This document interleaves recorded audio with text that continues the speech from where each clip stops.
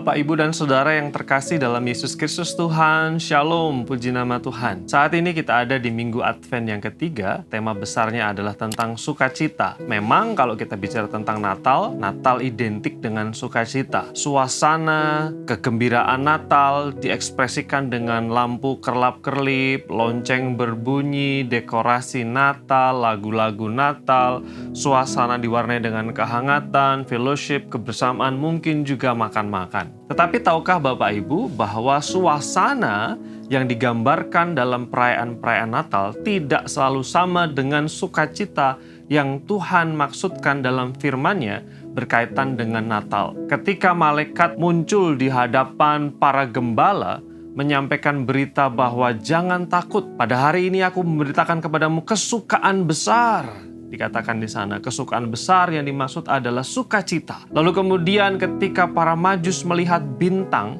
mereka bersukacita. Sukacita seperti ini adalah sukacita yang seringkali tidak sama dengan perasaan atau rasa senang, rasa bahagia yang diakibatkan karena sebuah suasana atau faktor-faktor eksternal. Sukacita yang dimaksud, kalau kita bicara tentang sukacita di sini adalah sukacita di dalam yang internal, yang berasal dari Tuhan, dan bahkan tidak dipengaruhi dengan faktor-faktor yang lain. Salah satu firman Tuhan yang menjelaskan tentang sukacita di sini adalah di dalam Yakobus pasal yang pertama, ayat 2 dan 3, yang berkata seperti ini. Saudara-saudaraku, anggaplah sebagai suatu kebahagiaan, kata kebahagiaan di sini adalah charan, yang artinya sukacita. Anggaplah sebagai suatu sukacita apabila kamu jatuh ke dalam berbagai-bagai pencobaan. Sebab kamu tahu bahwa ujian terhadap imanmu itu menghasilkan ketekunan. Sukacita yang dimaksud di dalam Alkitab,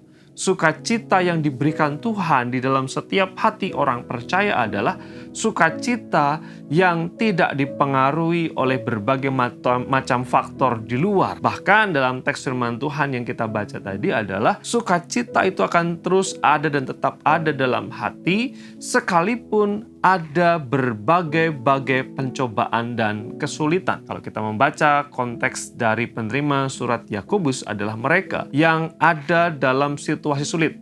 Mereka miskin, mereka susah, dan penuh dengan penderitaan.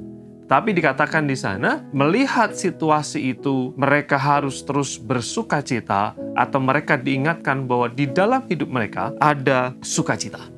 Bapak, Ibu, Saudara yang terkasih dalam Tuhan Yesus Kristus, ketika kita masuk di masa Advent yang ketiga ini, kita didorong untuk merayakan Natal bukan sekedar mengejar suasana, bukan sekedar merasakan bahagia di luar, perasaan emosi, tapi kita diajar, didorong untuk sungguh-sungguh meresapi makna sukacita sejati itu. Situasi boleh berubah, mungkin tahun ini kita merayakan Natal dengan perayaan yang berbeda. Misalnya ada keluarga yang dipanggil Tuhan beberapa waktu lalu. Natal kita berbeda. Mungkin Natal tahun ini berbeda karena kita kehilangan pekerjaan. Mungkin Natal tahun ini kita merayakannya dengan cara berbeda karena ekonomi keluarga kita tidak baik-baik saja. Mungkin Natal tahun ini kita rayakan dengan berbeda karena kita sedang kurang sehat. Tetapi firman Tuhan katakan sukacita dari Tuhan itu terus ada dan itu tidak boleh hilang.